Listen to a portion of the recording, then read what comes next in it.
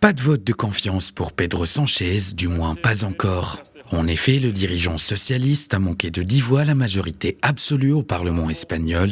Il lui fallait 176 voix pour être investi. Il en a obtenu 166, mais ce n'est que partie remise.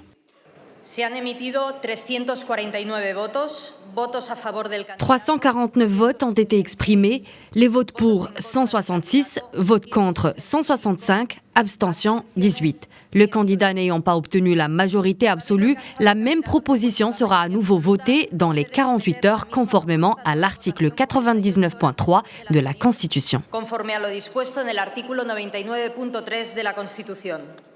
Mardi, Sánchez tentera de nouveau sa chance et sauf coup de théâtre, il devrait pouvoir former son nouveau gouvernement puisque seule la majorité simple sera requise. Dans ce sens, le chef du gouvernement sortant peut compter sur son futur partenaire, la gauche radicale de Pablo Iglesias, ainsi que sur le soutien de petits partis régionaux.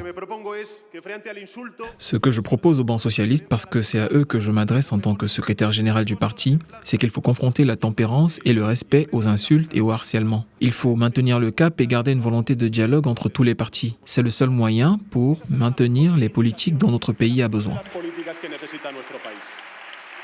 De leur côté, les séparatistes catalans se sont engagés à s'abstenir en échange d'un dialogue avec Madrid sur l'avenir de la Catalogne, un compromis inacceptable pour la droite et l'extrême droite.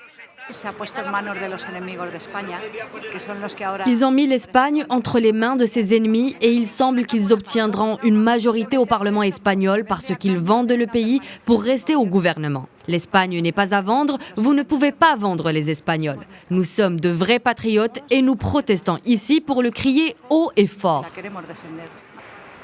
Pour rappel, l'Espagne plongée dans une paralysie politique depuis près de 2 ans a connu 2 scrutins législatifs en 2019. La première tentative d'alliance entre socialistes et Unidas Podemos avait échoué et si cette deuxième tentative aboutit, ce sera alors le premier gouvernement de coalition en Espagne depuis la fin de la dictature franquiste.